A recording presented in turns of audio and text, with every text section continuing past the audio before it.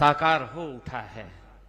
यह यात्रा हमें उस महान संघर्ष की याद दिलाती है जो गुरुजी गुरु गोविंद सिंह जी ने मुगल अत्याचार के विरुद्ध किया।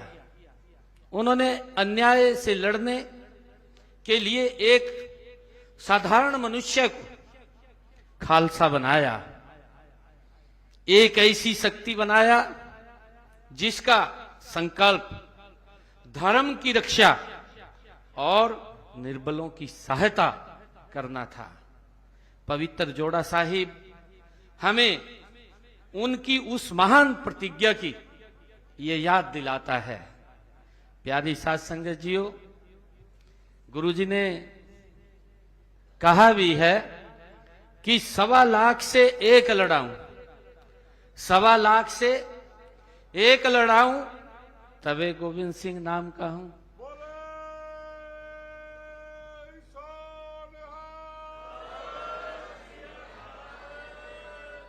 यह गुरुओं के मुखारबिंद से जो ये पवित्र वाणी निकली है, ये हमें ये मार्गदर्शन हम सब का करती रहती है। यह प्रतिज्ञा केवल युद्ध की नहीं बल्कि आत्मसम्मान, साहस और न्याय की थी, जो हमें पवित्र वाणी से मिली है, जो हमारे लिए एक प्रेरणा का स्रोत भी है। गुरुजी ने अपने 4 पुत्रों के बलिदान दिया ताकि देश के अन्य पुत्र और पुत्रियां वो सुरक्षित रह सके। ये गुरुजी के पुत्रों ने इस धर्म की और देश की रक्षा के लिए अपना महाबलिदान दिया।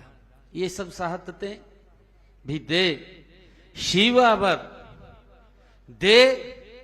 शिवावर मोहे इहे शुभ कर्मन ते कबहू न टरों का जज्बा रखने वाले उस महान योद्धा को अपने प्रण से वो हिला नहीं सकी। ये हम सब उस इतिहास के बारे में हम जानते हैं।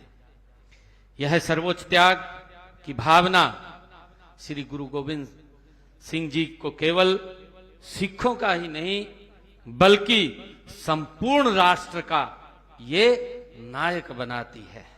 ऐसे महान वीर और बलिदानी गुरु से सिख कौम ने बहादुरी सीखी है। आपकी कुर्बानियां तथा वीरता पर सभी भारतवासियों को गर्व है। वहीं आजादी के बाद भारत माता के दूध को लाज नहीं लगने दी। अपनी मेहनत और ईमानदारी से जिसमें आप लोग बेहतर प्रदर्शन कर आगे बढ़ रहे हैं, ये हम सब के लिए बहुत ही गर्व का बात है। प्यारी साध संगत जियो, आज जब यह पवित्र जोड़ा साहिब हमारे बीच है, गुरुजी के उन चरणों का ये प्रतीक है जो धर्म की रक्षा के लिए बिना रुके बिना थके ये चलते रहे हैं। ये हम सब के लिए एक प्रेरणा है। ये वो चरण थे जिन्होंने जुल्म के विरुद्ध खड़े होने का साहस हम सबको दिया है। जब हम इन चरण कमलों के दर्शन करते हैं तो हमें उनकी वीरता, उनकी करुणा, उनकी अद्भुत नेतृत्व क्षमता से हमें प्रेरणा मिलती है। मुझे प्यारी साध संगत जी, इस यात्रा में माता साहिब कौर जी का भी पवित्र जोड़ा साहिब शामिल है। माता साहिब कौर जी को खालसा पंथ की मां होने का ये गौरव भी प्राप्त है।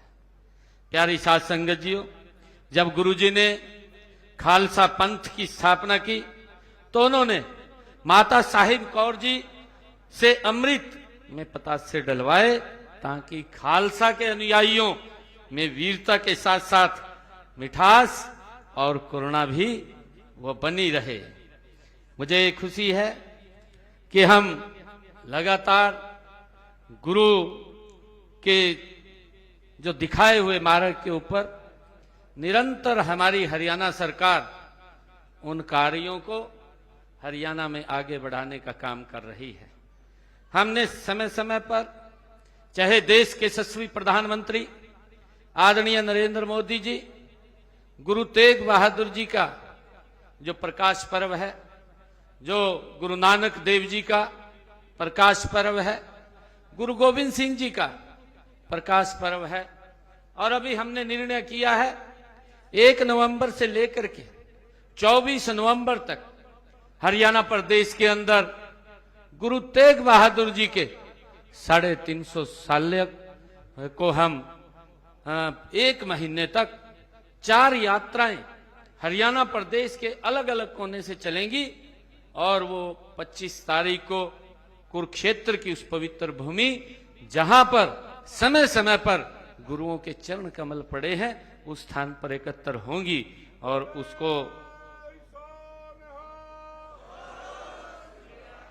उसको लेकर के हमने एक बड़ी योजना वो बनाई है।